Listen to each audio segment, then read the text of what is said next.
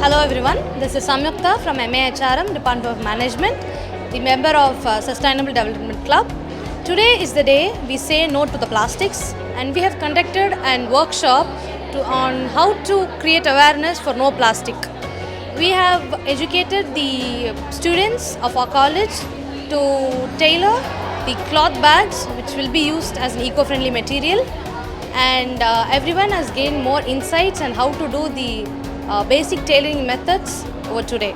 And our resource person today is Miss Christy, Department of Mathematics, who have shared her insights and experience with the people. And we are very thankful to the management for organizing these workshops, and we are great that we have learned many things today. Thank you.